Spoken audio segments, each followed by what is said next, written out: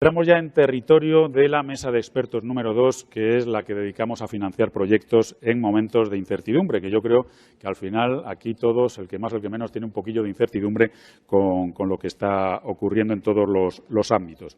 Pero antes de iniciar la mesa y antes de presentaros a nuestros invitados, lo que sí quiero es daros una serie de datos que creo que son muy interesantes para que veáis la importancia de CIFIR, de este congreso, y lo variado de todos los asistentes que estáis aquí presentes, ¿no?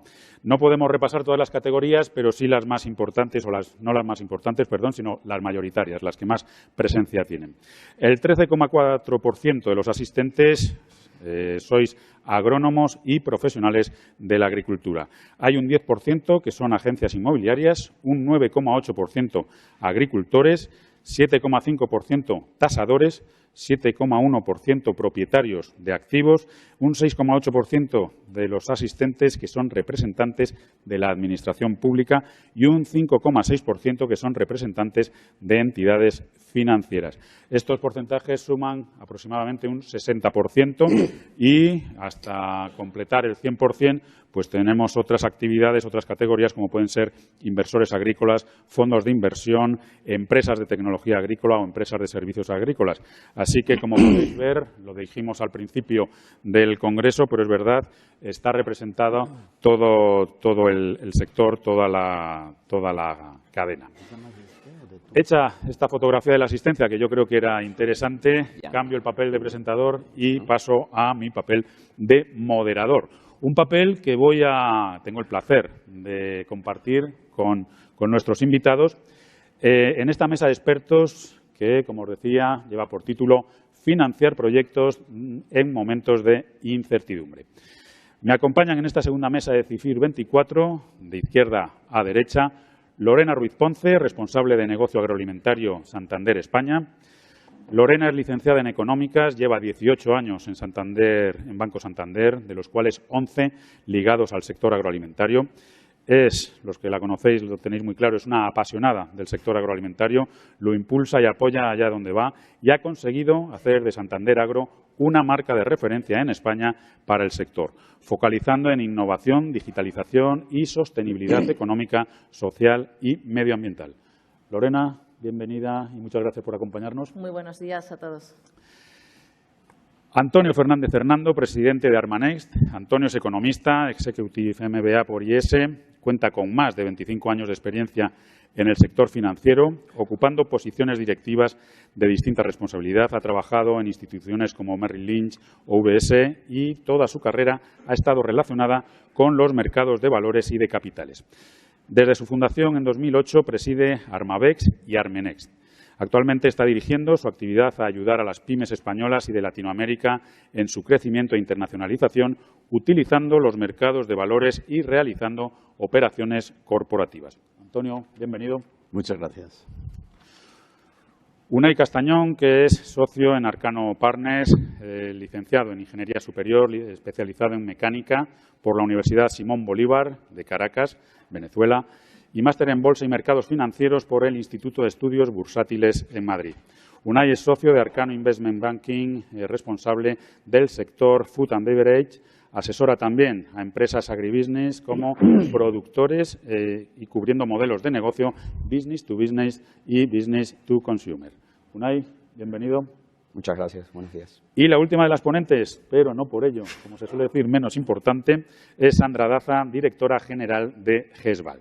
Sandra es licenciada en Ciencias Políticas, con posgrado en Dirección Estratégica de Negocio por IE Business School y en Relaciones Internacionales por la Universidad de Tours, de Francia. Ocupa actualmente la dirección general de GESVAL, cargo que desempeña desde 2015. Es miembro también del Comité Asesor de Vitruvio Socimi y de IE Real Estate Club, así como miembro del patronato de la Fundación Hogar Sí. Sandra, bienvenida. Muchas gracias. Bueno, pues hechas las presentaciones, arrancamos la mesa. Yo os explico, vamos a hacer como dos tandas. Tenéis más o menos 5 minutillos cada uno, a ver si me hacéis más caso que con el café. 5 minutillos cada uno en cada tanda. Y así, y mi intención, con independencia de lo que cada uno quiera contar, es que se genere un debate y que entre vosotros, pues si tenéis que discutir y tenéis que aportar, pues lo hagáis tranquilamente. Vamos a empezar por Lorena, por nuestra anfitriona. Lorena, como directora de negocio agroalimentario en Santander, aquí en España, tienes una visión general de lo que es España, de lo que es todo el país. ¿Cuáles son los principales retos y oportunidades ante los que nos enfrentamos? Bueno, lo primero, buenos días a todos y bienvenidos a Santander, que es vuestra casa, por segundo año consecutivo, que se ha convertido CIFIR como el evento de referencia para el sector inmobiliario de fincas rústicas. Déjame, Pablo, antes de entrar en detalle en los retos y oportunidades de 2024, que haga un pequeño resumen del 2023 que me va a llevar a poner en valor los retos que tenemos en este 2024. El año 2023 todos conocemos que ha sido un año complejo para el sector agroalimentario, marcado principalmente por varios puntos, ¿no?, como ha sido la volatilidad de los precios, el clima, las menores cosechas, el incremento de la renta agraria, que teníamos los datos a inicios de año, pero que ha sido un incremento insuficiente. Luego incluimos también la nueva entrada en vigor de la PAC 23-27 y a todo ello le unimos pues, todo el furor normativo, tanto a nivel nacional como a nivel europeo, unido a las nuevas elecciones que tenemos a mediar el 6-9 de junio de este año al Parlamento Europeo, que son unas elecciones muy importantes para nuestro sector agroalimentario y que tenemos que poner encima de la mesa. Con lo cual, con estos puntos que acabo de nombrar, 2024 tiene estos retos y entra como muy emocionante para todo lo que tenemos que afrontar, todos los eslabones de la cadena agroalimentaria, porque todo lo que he nombrado al final afecta a todos los eslabones. ¿Qué tenemos que hacer o qué estamos haciendo tanto desde Banco Santander como por el conocimiento que tenemos, como bien decías, Pablo, de todo el sector a nivel España y, si me apuras, también a nivel europeo, ¿no?, con nuestros colegas de Portugal, que estamos también muy unidos, a los que les mando también un saludo desde aquí, que nos estarán viendo vía streaming. Tenemos que apostar por un sector que es clave no solamente en la economía, sino es clave estratégicamente por la generación de algo que preocupa mucho a la sociedad, que es la alimentación sana y de calidad. Cada vez tenemos que producir más alimentos con cada vez menos recursos, no voy a reiterar lo que se ha estado hablando, cada vez menos tierra, menos agua, y tenemos que dar el salto de invertir más en digitalización y en innovación. Y me gusta destacar la palabra invertir en mayúscula, porque esto no significa un gasto, que muchas veces se considera un gasto, pero una inversión al final tú la ves repercutida a lo largo del tiempo, en este caso en el sector agroalimentario, antes que en otros sectores se ve esa rentabilidad, porque nos ayuda a optimizar costes de producción y por ende ser mucho más competitivos y ser mucho más rentables.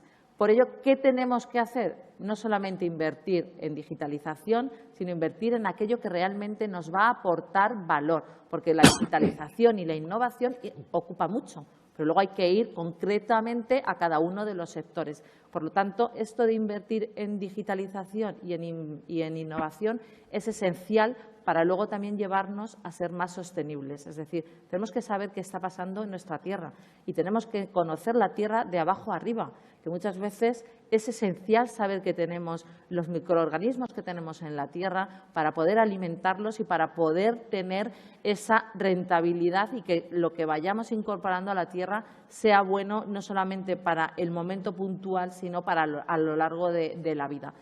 Aquí entra en juego algo que no se ha comentado así muy rápido, que lo ha dicho Eduardo, que le he dicho que me había pisado un poco lo que iba a comentar yo, que es la agricultura regenerativa.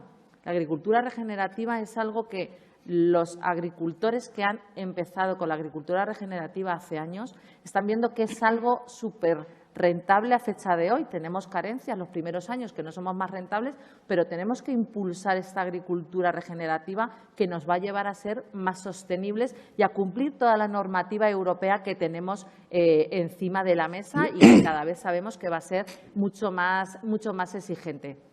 Por lo tanto, Invertir en I+D nos va a llevar a ser más sostenibles, nos va a llevar a garantizar la autonomía alimentaria, que también se ha hablado, pero lo más importante es ser sostenibles económicamente.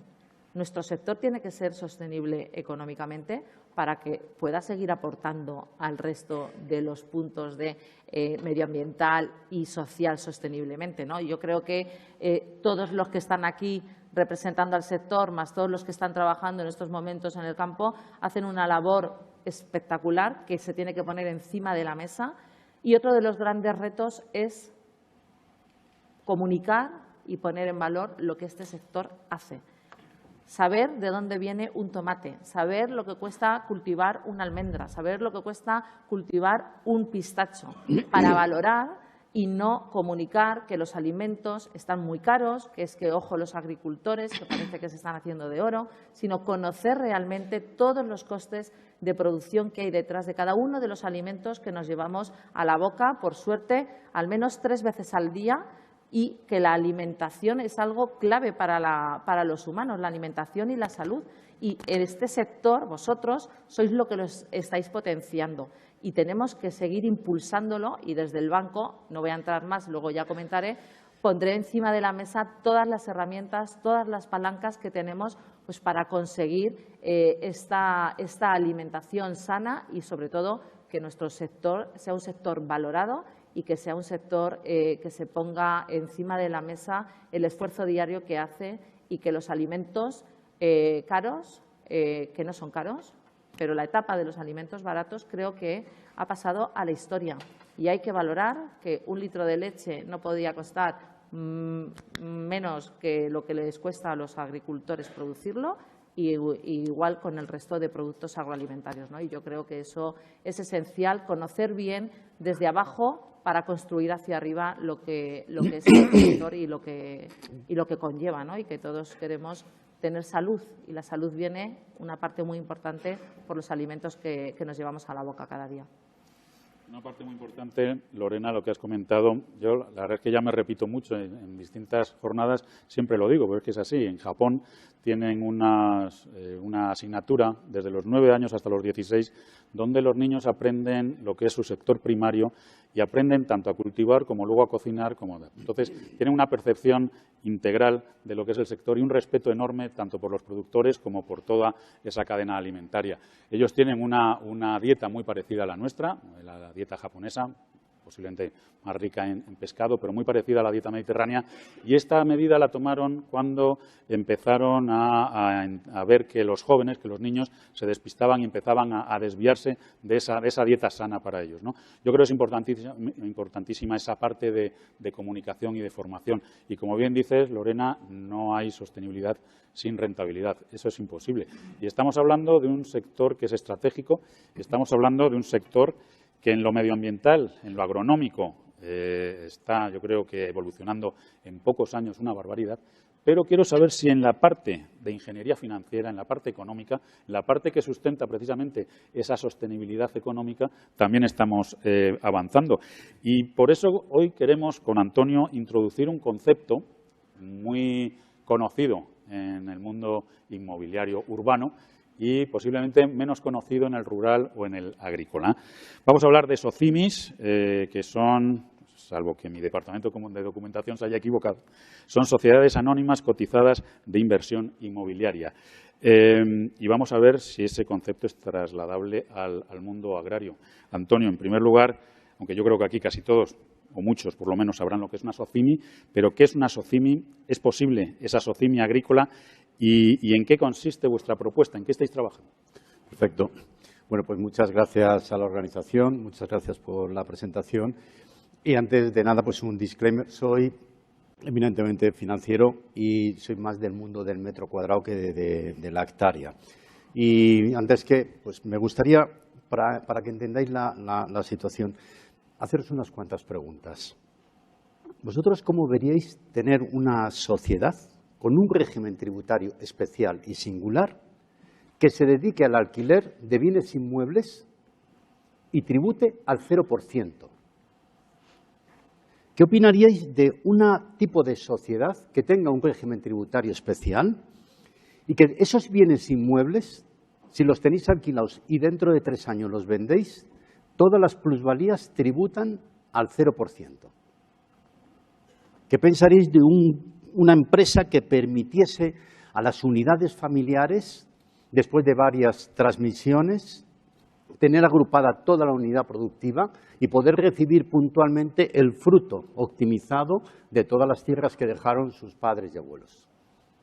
Bueno, todo esto existe, perfectamente regulado en toda la OCDE, pero he dicho la palabra bienes inmuebles. El problema que tenemos es que para Hacienda, en estos momentos, un bien inmueble es el de naturaleza urbana, el del ladrillo. Entonces, os quiero hablar de la SOCIMI muy brevemente, para el que no lo sepa. La SOCIMI no es un invento de un gobierno, ni de un despacho de abogados, ni de uno que pasaba por aquí. No, esta es una figura que existe desde 1961. Se llaman REIT, fibras, fideicomiso de inversión en bienes raíces, por ejemplo, en México o en Perú, y funciona en toda la OCDE. Y en España vienen funcionando desde el 2012. Nosotros nos hemos dedicado a esto desde el principio, fui la primera firma que sacó una SOCIMI en España y hemos trabajado con ellas. Entonces, Hacienda desarrolla este concepto en España muy acertadamente diciendo, oiga, ¿cómo puedo dar acceso a los ahorradores al sector inmobiliario de forma clara, transparente y organizada? Entonces dice, mira, voy a crear un tipo de sociedad. Si creas esta sociedad y me pones en los estatutos que te dedicas a alquilar bienes inmuebles, por ahora de naturaleza urbana, si me ayudáis, avanzaremos. Bienes inmuebles de naturaleza urbana, los tenéis 3 años, repartís dividendo y cotizáis en bolsa, tributa al 0%, al 0%. Todo, los rendimientos y las plusvalías que se generen. Esto está funcionando. Y estos son las SOCIMIs que están aquí. Nosotros hemos sacado más de la mitad aproximadamente de todas las que operan aquí. En España hay 120 y están funcionando como un reloj. ¿Cómo sería la SOCIMI agrícola? Os lo voy a explicar cómo funciona con el sector hotelero. El sector hotelero, nos podemos encontrar a alguien que es un tipo estupendo y que es capaz de traerse autobuses y aviones cargados de alemanes y de ingleses aquí a disfrutar del sol y a beber cerveza barata y a estar en las playas. Fenomenal.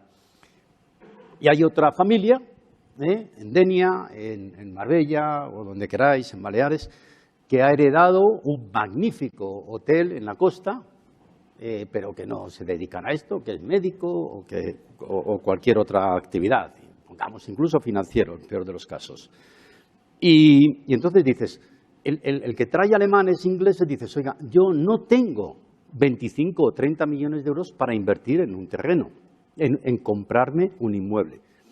Y el que tiene inmueble dice, oye, yo no tengo la experiencia para traerme autobuses de alemanes para acá. Entonces, ¿qué es lo que se hace? Creamos una SOCIMI y el que trae se lo alquila. Claro, al pagar menos impuestos es más competitivo, es capaz de meter capes, es capaz de mejorarlo, da un rigor y da transparencia para que vengan inversores. Entonces, la idea es exactamente igual que la estáis visualizando con el campo. Hay mucha gente que tiene campo, hay campo abandonado, las cifras que se han dicho a lo largo de la mañana, está totalmente abandonado, cuando no partido. Entonces, imaginaros que todo esto hay mucho dinero, súper especialista, que es capaz de invertir en fitosanitarios, en agricultura superintensiva, en meterse en temas de regadío, en todos los tipos de agricultura, pero no puede meter 30, 20 millones en la ribera del Guadalquivir o en cualquier zona que queráis. Y hay tierras abandonadas que dicen, es que no tengo ni idea, ni tiempo, ni ganas de esto, y lo más que voy a hacer, pues me voy a hacer, ¿cuál es el principal competidor de la agricultura ahora, de la abandonada? Paneles solares. Vamos a sembrar paneles solares que por lo menos me da una renta mientras yo estoy en Madrid. Pues entonces, a esto es lo que yo me dedico. Y llevo ya 2 años largos, como un Quijote. Estoy intentando simplemente cubrir una injusticia, que es ¿por qué todo esto que funciona perfectamente en la OCDE, que funcionan en nuestros competidores cercanos, por ejemplo en Portugal, las SIGIs. Las SOCIMIs portuguesas se llaman SIGIs, porque ahora están un poco despistados en Portugal. Pero os digo que como espabilen, como pueden invertir en bienes terrenos inmuebles de agrícola y ganadera, el Tratado de Tordesillas lo dan la vuelta y dejan de Brasil, dan la vuelta para acá y se llevan por delante Extremadura y Jaén. Pero así, en ráfaga, sin consideración, porque vienen con un tipo de impositivo al 0% y el dinero busca confort y transparencia. Entonces, es un vehículo, porque estáis haciendo unas reivindicaciones ahora bárbaras, justas, necesarias, pero necesitáis un manguerazo de dinero, un manguerazo, que empiece a echar, a comprar con nuevas técnicas, con tractores pues ya predispuestos autónomos, la eficiencia, y esto es un poco a lo que estamos mirando, es apoyar a la España vaciada. Está diciéndole, oye, hay dinero, tú no te puedes dedicar, no puedes hacer ninguna de estas cosas. Y luego hay un tema geopolítico, que lo habéis hablado, lo vais a hablar. Necesitamos ser competitivos no solamente por autoconsumo, como muy bien os he explicado, sino porque tenemos al enemigo en las puertas, el enemigo financiero, no militar. Es el enemigo que tenemos a Marruecos, a Argelia y a Turquía, soltando en unas condiciones económicas y de requisitos sustancialmente inferiores. Y no os quiero decir, cuando espero que más pronto que tarde acabe la guerra de Ucrania, el buenismo de la Unión Europea, ¿hacia dónde van a ir los millones? Por el granero de Europa. Entonces, lo lógico es que en España tuviéramos también un vehículo que parte de ese dinero invirtiera y fuera eficiente. Y además, muchos inversores pequeños dicen, yo no tengo dinero para una finca, pero yo creo en la sostenibilidad, creo en el medio ambiente, quiero apoyarlo y quiero rentabilidad. También quiero rentabilidad. No quiero ser un teórico de salvar al 2030. Dicen, hombre, yo comparto, pero un poquito de lo mío también. Entonces, esto es en lo que estamos luchando. Luego os pediré ayuda. Luego te dejaremos 10 segundos para pedir ayuda. Pero mucho.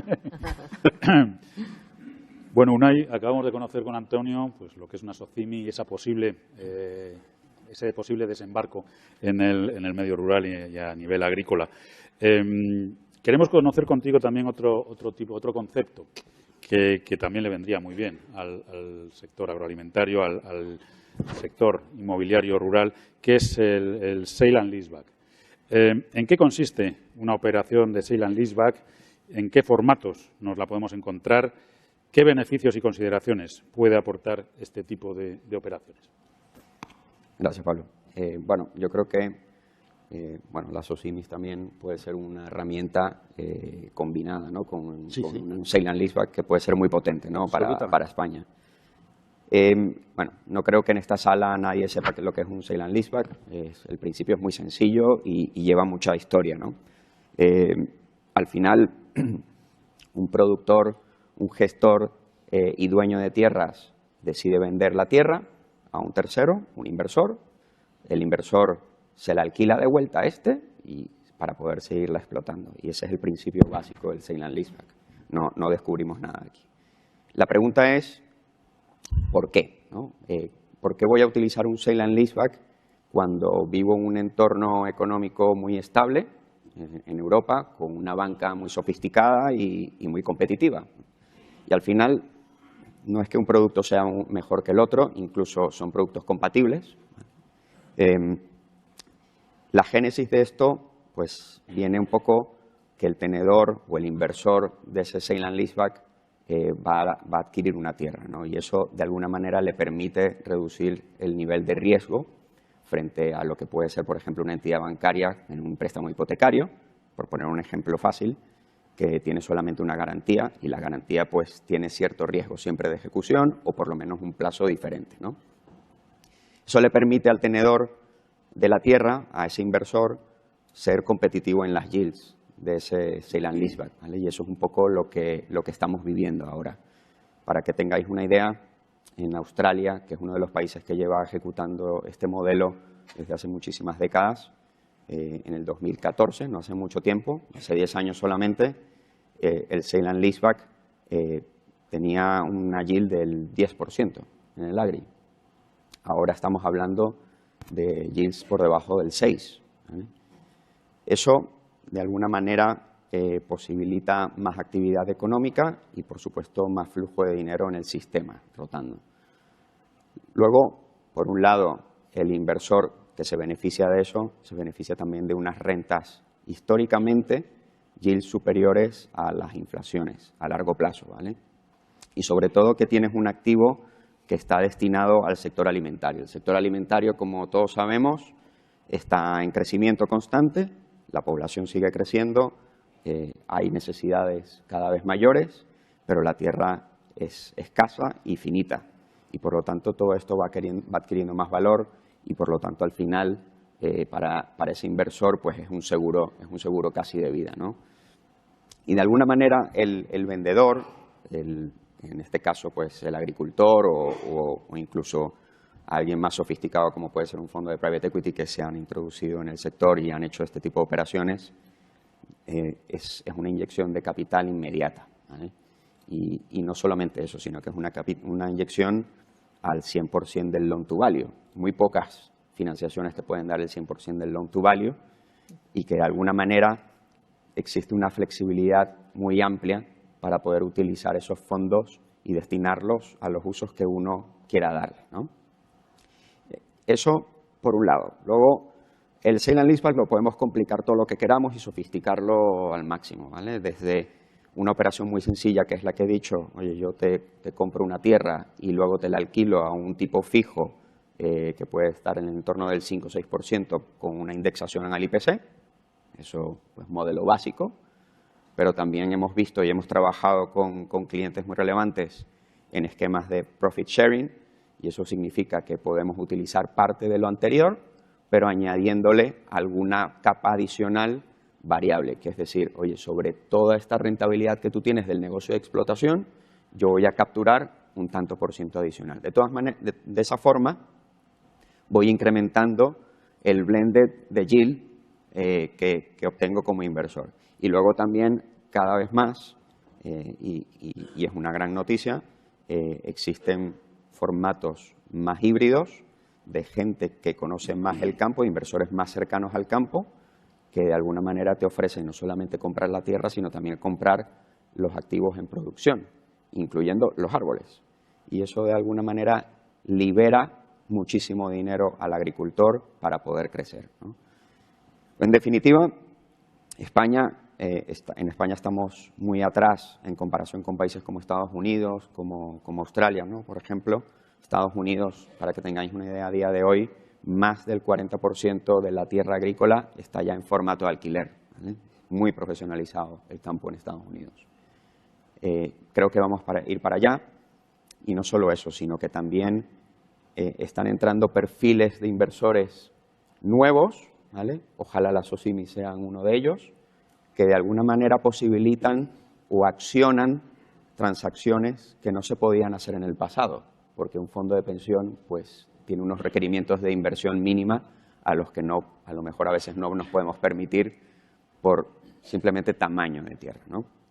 Entonces, eso como ámbito general. Luego, en beneficios, yo creo que hemos hablado algunos de ellos. El vendedor, aparte de esa inyección inmediata, pues, la diversificación de patrimonio, luego la disponibilidad de ese dinero para poder hacer, por ejemplo, pues seguir desarrollando esa finca, mayor productividad o incluso mayor ámbito tecnológico, o por el otro lado utilizar esos recursos para hacer M&A, ya sea para comprar otros negocios similares y poder expandir el negocio, o incluso comprar otras tierras y poder crecer el negocio.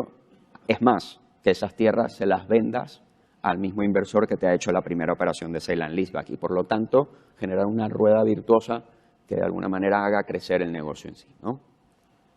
Luego también hay beneficios fiscales en algunos de los casos y por otro lado mencionábamos antes es una especie de financiación encubierta al 100% loan to value que de alguna manera no computa en sirve y por lo tanto la compatibilidad con financiación bancaria existe. Esto no es excluyente, es complementario a la financiación del banco, ¿vale? Y por lo tanto es muy beneficioso para el vendedor.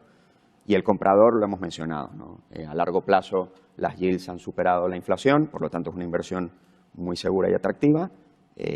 La tenencia del suelo obviamente es una garantía, y en un mercado tan limitativo de tierras productivas para la alimentación es lo lógico que en el largo plazo pues tiendan a crecer los precios, los valores de estas tierras, y por lo tanto un potencial inminente de revalorización, ¿no? Y ya por último, yo creo que sí estaría bien considerar, o sea, aparte de estos beneficios que hemos comentado, siempre hay consideraciones que hay que tomar, ¿no? Desde el punto de vista del inversor, que lo conocemos muy bien en Arcano, al final yo os mencionaría 4 cosas relevantes a día de hoy. La primera, que es el gran elefante dentro de la habitación, es la escasez de agua que hay, ¿no? La sequía que estamos sufriendo es excepcional durante los últimos 2 años, 3 años. Estoy seguro que esto va a entrar en normalidad, pero de momento es algo que los inversores pues ponen mucha lupa, ¿no?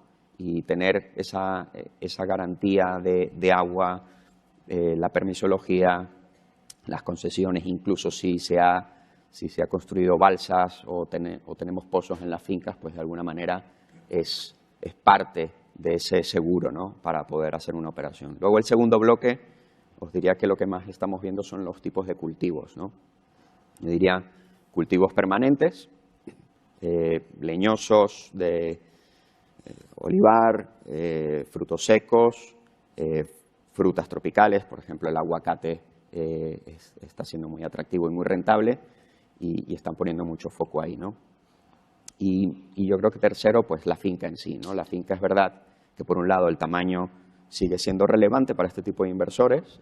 Yo creo que estamos viendo más operaciones por encima de las 150, 200 hectáreas, y obviamente todo el análisis de las propiedades de la tierra, la climatología en donde está la situación de la finca, y por último, desde luego el análisis del vendedor. O sea, aquí no solamente se trata de analizar un activo per se, sino también de un negocio en su conjunto, porque al final le estás dando a una persona una obligación que tiene que responder, y tienes que garantizar que la pueda asimilar. Entonces, el análisis financiero, el perfil financiero de los negocios de explotación tienen que ser suficientemente rentables para asumir esos pagos a futuro productos del sale and leaseback, ¿no? Y yo creo que más o menos eso es un poco la visión que tenemos sobre producto y beneficios y consideraciones. A nivel agronómico siempre se ha dicho que el suelo ha sido, hasta hace poquito, uno de los grandes olvidados, ¿no? Y ahora, sin embargo, todo el sector está convencido de que la clave está en el suelo, ¿no? Eso a nivel agronómico, pero a nivel de rentabilidad, por lo que veo, también es el suelo una de las claves, con lo cual hay que cuidarlo y hay que potenciarlo. Y aquí entra precisamente Sandra, porque cuando hablamos de esas operaciones inmobiliarias hay un dato de partida que es fundamental, y es el valor del suelo, ¿no? Pero ese valor del suelo puede cambiar en función de lo que nosotros hagamos con el suelo. ¿Cuáles son los principales factores que aportan valor a las fincas rústicas y qué tipo de proyectos podrían aportar un mayor valor a un suelo rústico? Bueno, pues la verdad es que, buenos días a todos. A mí me gustaría, un poco por toda la mañana, todo lo que hemos hablado mucho del valor de las fincas. Creo que ha sido Héctor al principio, ¿no?, cuando ha hablado del ángulo transaccional. Y bueno, a mí me gustaría pues poner el foco quizá más en el valor que en el precio, porque ya sabemos que tiene sus diferencias. En nuestro caso, bueno, nosotros llevamos 30 años en el mercado, este año es nuestro 30 aniversario, y el equipo agro pues existe desde el principio, siempre trabajando muy cercanos a los grandes financiadores del campo, ¿no?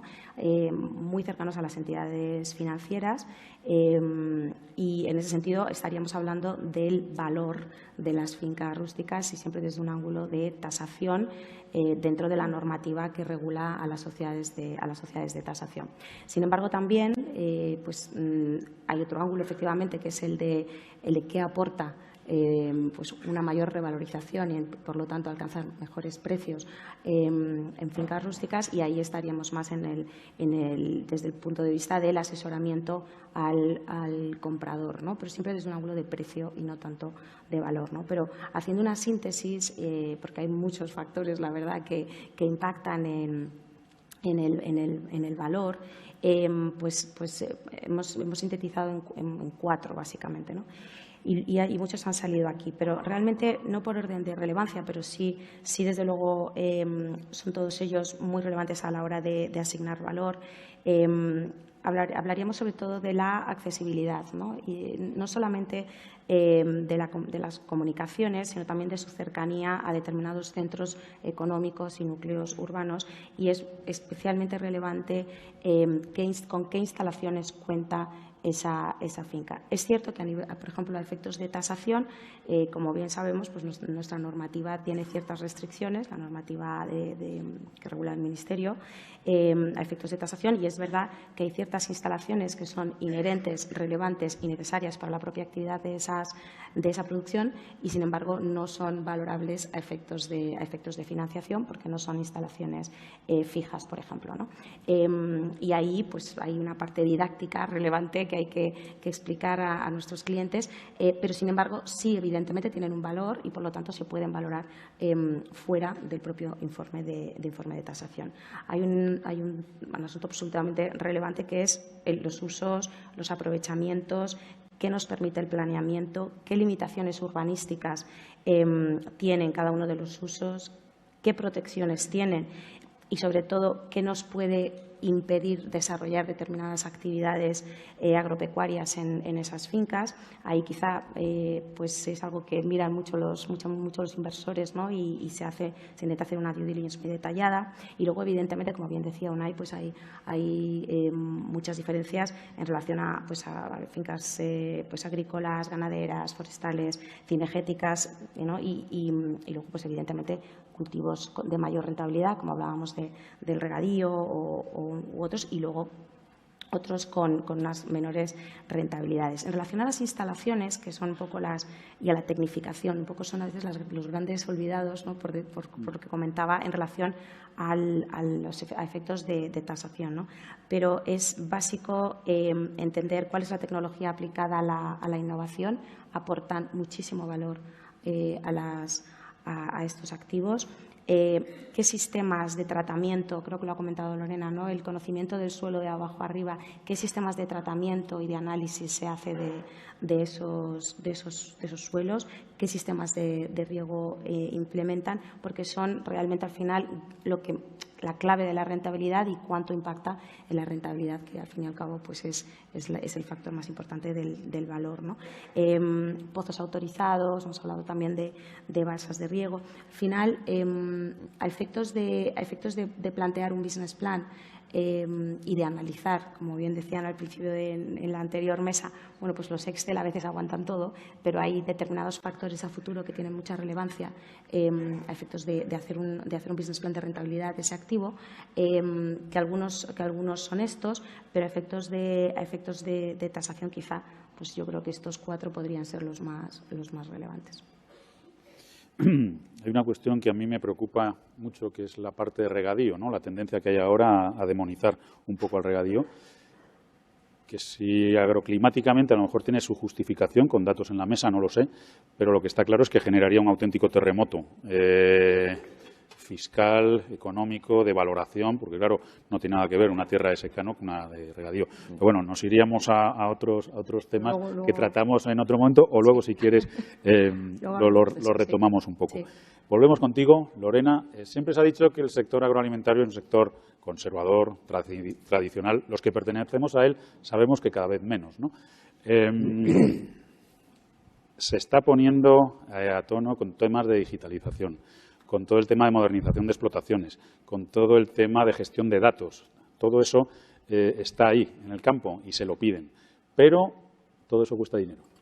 ¿Qué herramientas tiene el agricultor, tiene el ganadero, para poder acceder y poder ser sostenible y poder ser rentable? ¿Qué productos tenéis para ellos? ¿Cuántas preguntas en una sola? Y rápido de contestar. Bueno, pues, y todo en 5 minutos, Lorena. A ver si lo hago en menos. Es cierto que es un sector conservador y es un sector que pues yo siempre digo, ¿no? No invierte 1,5 si no tiene 3 ahorrados, pero es cierto que está cambiando la tendencia, ¿no? Porque yo creo que también pues la sociedad está llevando, o sea, lo que decía antes, ¿no? A que hay que invertir mucho más en digitalización. Esa financiación tradicional va a seguir existiendo porque pues vamos a tener un perfil del sector que va a tener que mantener ese tipo de financiación, y nosotros encantados porque lo que hacemos es tener una gama de productos adaptadas a todos los eslabones de la cadena, a todos los cultivos y también a las necesidades que nos van demandando nuestros clientes. Y también vamos evolucionando, ¿no?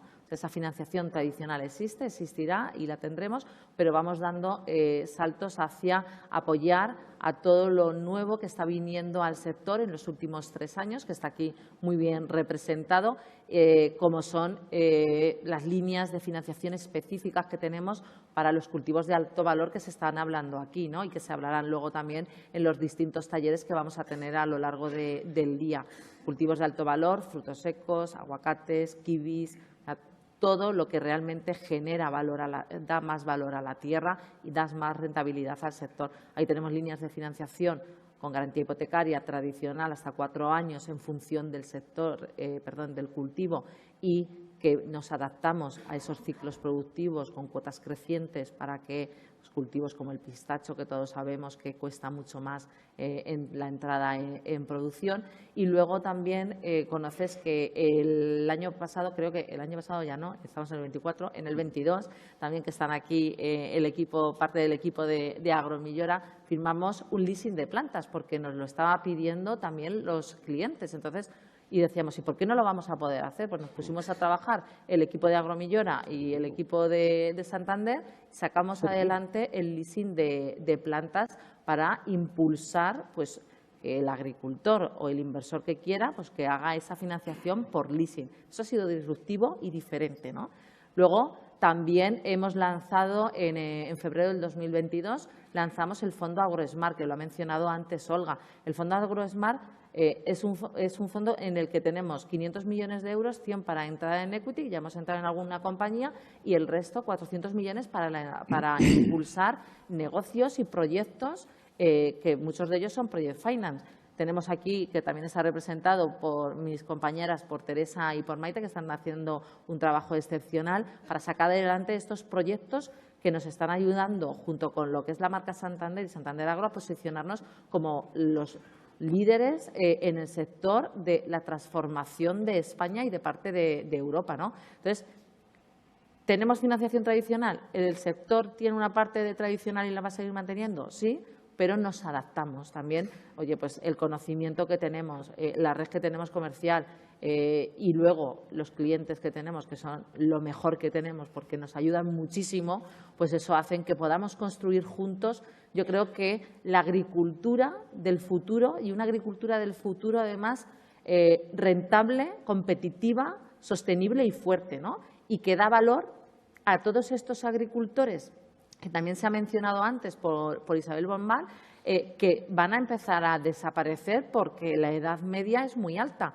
Entonces, yo siempre digo, los nuevos inversores que vienen a nuestros pueblos nos están dando vida al pueblo y nos están dando empleo y están dando valor a esa tierra que se iba a quedar abandonada y que pueden poner placas fotovoltaicas, que esto ya también entrará en debate, ya pues yo creo para el siguiente CIFIR, igual se podrán comentar más cosas al respecto, ¿no? Cultivar debajo de estas placas, que también tiene que venir autorizado por la Unión Europea, con lo cual, bueno, yo creo que estamos construyendo todos juntos, o sea, aquí esto no es solamente mérito del banco ni de las personas que estamos, sino también de todo el equipo que tenemos alrededor y de nuestros clientes, como digo, que son la clave angular para poder construir esta agricultura del futuro y manteniendo la tradicional o la que realmente hemos vivido en España durante los últimos años. Lo cierto es que el sector agrario, el sector agroalimentario, el medio rural tiene un componente humano que ese sí que no se puede perder nunca, con independencia del inversor que llegue. El componente humano del sector agroalimentario es la clave del éxito, por lo menos en España. Yo en otros países no lo sé, pero en España desde luego que sí. Y algo importante, perdón que te corte, Pablo, que no lo hemos mencionado, se ha dicho así un poco de pasada, que con este nuevo sector de futuro y sostenible y digital vamos a traer el talento de los jóvenes. que es importantísimo para esa mano de obra que tú estás diciendo y ese relevo generacional, ¿no? Y yo creo que cuando tú a un joven agricultor le dices que estás digitalizando, que estás siendo rentable, pues es más atractivo que cuando le dices que tiene que trabajar 365 días al año y que a lo mejor no es muy rentable. Entonces se lo piensa 3 veces. ¿Vale? No hay que aprender a vender el sector precisamente en esa línea de modernidad también. En lugar de 5 os voy a pedir 3 minutillos para ver si al final podemos tener una última reflexión, ¿vale? Para cerrar, a poder ser una reflexión optimista para cerrar la mesa redonda. Antonio, hemos pasado de 10 segundos a 3 minutos. No está mal para que nos cuentes qué necesitas, qué apoyo necesitáis para relanzar, para potenciar esa idea que estáis poniendo en marcha o que lleváis tiempo poniendo en marcha. Perfecto. Bueno, seré breve. El que no llora no mama. O nos ponemos todos a reivindicarlo o no vamos a poder avanzar. Es un sector que en términos financieros os tienen absolutamente olvidado. Hay más de 120 socimis cotizando. Más del 90% están en Madrid y Barcelona. Yo creo que estáis iniciando una etapa nueva de reivindicaciones justas, necesarias e históricas, de ayudas y subvenciones bien dirigidas, cuantitativa y cualitativamente, y sistemas de protección. Os invito a que reflexionéis si estas medidas que os propongo y que llevo luchando con ellas más de 3 años, pues la podéis poner. Estamos en vuestra disposición, el equipo de Armanés, para documentarlos, para ayudar. Yo he estado ya meses dando vueltas, con estudios que hicieron en el Ministerio de Agricultura. De allí me mandaron a la Dirección General del Tesoro. Y he vuelto a donde mandan, a la agencia tributaria. Las OCIMI son de la agencia tributaria. Pero si entre todos ayudáis a través de vuestras asociaciones, cooperativas, comunidades autónomas, y empezáis a nombrar a las OCIMIs agro, os prestarán atención si no tienen otras cosas que hacer, como bien podéis ver en la apertura del telediario. Entonces, yo he hecho una cosa, yo tengo 61 años, pero es que nunca lo he hecho. Os lo voy a leer, porque me han dicho que no. Yo he abierto, que no tengo, una cuenta Twitter y una cuenta de Instagram. No te digo nada, a un financiero. Se llama Socimi Agro, las dos. Pues a mí me han dicho que esto rueda. Yo os lo digo, la hemos abierto hace 10 minutos, mientras estaba aquí. O sea, tiene un historial... A mi edad de influencer, ¿qué te parece? No esperaba menos de lo que hay. Pero en fin, lo que os quiero decir, que algunos tenéis influencia, si lo creéis conveniente, estamos a vuestra disposición. De verdad, tenemos un equipo muy probado en combate, técnicamente, hemos ayudado al regulador, hemos sacado socimis muy complejas y estamos convencidos que esta es una necesidad que está olvidada. No vamos a pedir, me incluyo, nada que esté fuera de lo que ya está regulado en toda Europa. Somos la aldea de Asterix y Obelix, resistiendo con subvenciones y ayudas. Y esto, hay dinero esperando en las puertas. Esto es lo que os tengo que decir. Estoy a vuestra entera disposición y chillar y reclamar. Y si lo queréis conveniente. Pero hay mucho dinero esperando y puede haber incluso pequeño ahorro que siempre querría invertir, pero no tiene, me incluyo, pues dinero para comprar unas hectáreas. Pues a vuestra disposición. Y muchas gracias por todo. Bueno, Unai, tienes 3 minutitos, 4, porque Antonio ha sido un pelín más breve. ¿Qué tipo de inversores al final están interesados en las operaciones que comentábamos antes, en esas operaciones de sale and leaseback? Y no sé si nos podrás dar algún ejemplo aquí en la península de términos, términos relevantes a tener en cuenta en este sentido. Sí, a ver, esto empieza un poco no muy lejos. Obviamente la figura del sale and leaseback siempre ha existido, pero la realidad es que se ha potenciado muchísimo en los últimos 5 años, ¿no?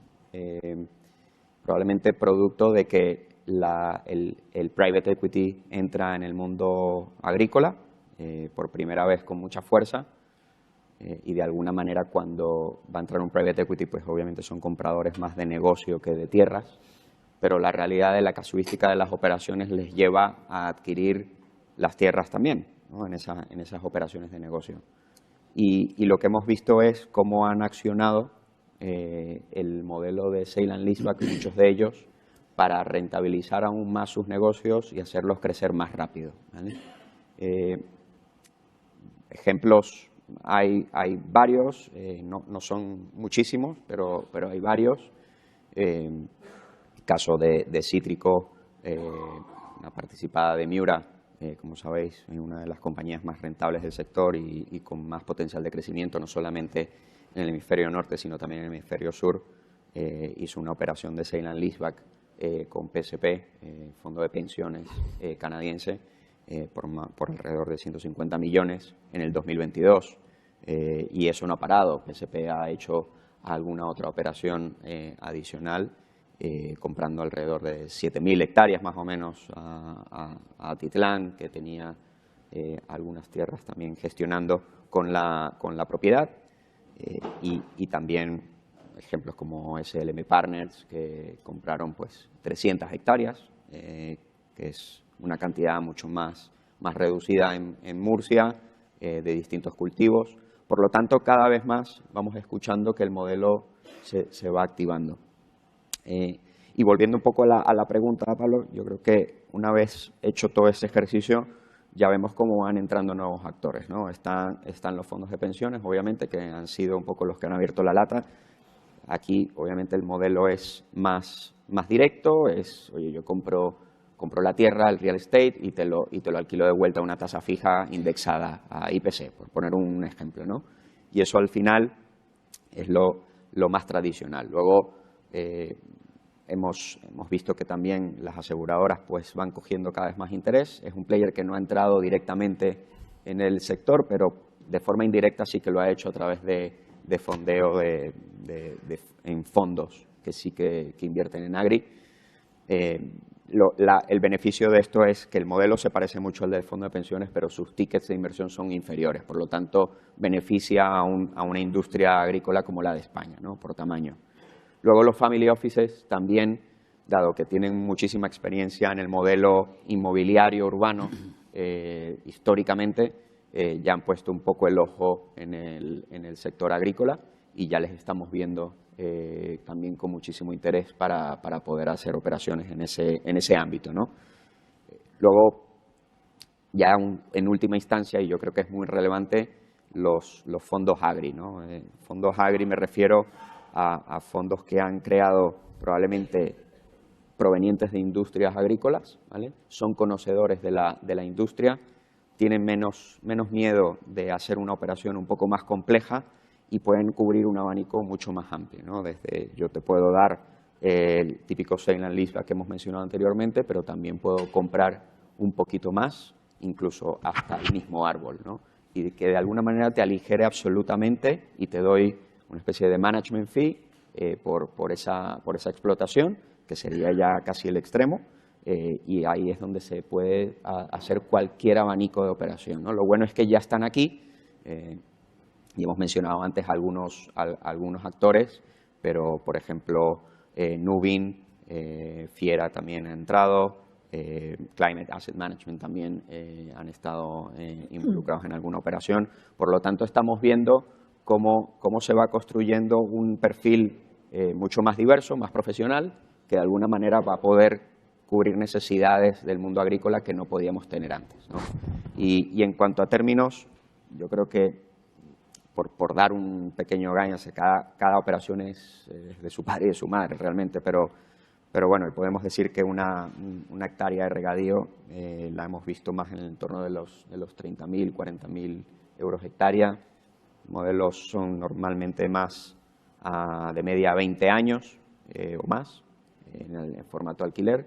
Y luego, por último, pues lo que hemos hablado, ¿no? Desde ese formato más tradicional que puede estar en los entornos del 5 o 6% de yield, irnos más a modelos sofisticados que puedan estar entre los 7 y 9%, ¿vale? Siempre hablando del proyecto, ¿no?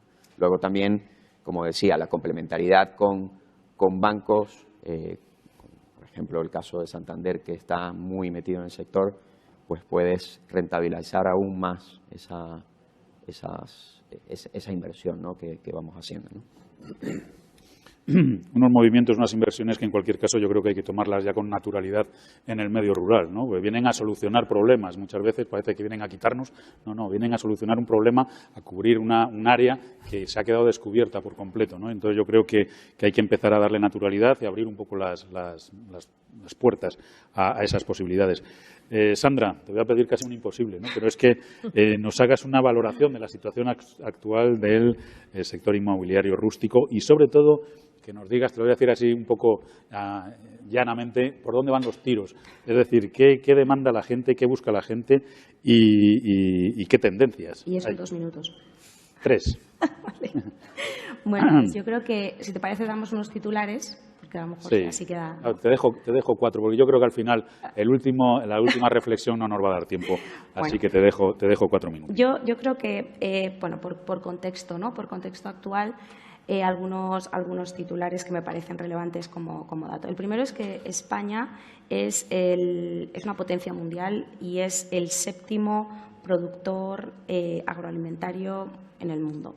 Por lo tanto, nuestra posición es de liderazgo y, como hemos visto aquí, tenemos retos por delante, pero tenemos una infinidad de posibilidades de ser un grandísimo actor a nivel mundial. El segundo es que en los últimos 7 años los precios de la tierra de uso agrario han sido crecientes, aunque de manera estable. Y esa es una clave que creo que tenemos que potenciar y poner en valor, y es que es un valor percibido como un valor refugio y, por lo tanto, pues tiene una estabilidad que no todos otros productos ni otra clase de activos. Hemos visto antes cómo se ha comportado la vivienda, el mundo residencial y todos los vaivenes que ha sufrido, ¿no? Este es un sector en el que no se han visto esos vaivenes.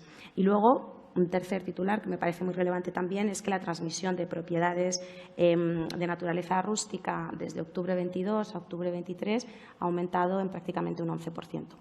Ese es el contexto en el que estamos. Creo que hay otros factores que también nos invitan al optimismo, como es efectivamente los cambios demográficos a nivel mundial y las necesidades de alimentación que van a tener que dotarse, lo cual significa que para el año 2050 tendremos, y digo tendremos a nivel mundial, que haber sido capaces de aumentar el 50% de la producción alimentaria en el mundo debido al aumento de población.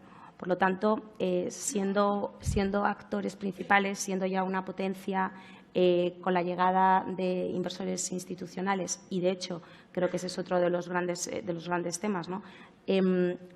Ha dejado de ser una inversión de nicho para ser una inversión mucho más vista como una diversificación, ¿no? Y que es perfectamente complementaria con otro tipo de inversiones, tanto financieras como en activos inmobiliarios urbanos. Por lo tanto, creo que tenemos muy buenos ingredientes, la verdad, para pensar que nuestro sector es un sector pues robusto y sano. Es verdad que afrontamos pues, situaciones climatológicas complicadas que efectivamente impactarán en esos business plan, pero también es verdad que creo que a lo largo del día de hoy pues, se han puesto de manifiesto todo el esfuerzo, ¿no?, a nivel tecnológico que se está haciendo por parte del sector para dotarle de mayor tecnología y desde luego, para ser mucho más avezados, ¿no?, en el uso de la tecnología para obtener mejores producciones. Por lo tanto, pues me gustaría terminar, creo que he cumplido el tiempo, pues invitando al optimismo en el mercado ibérico.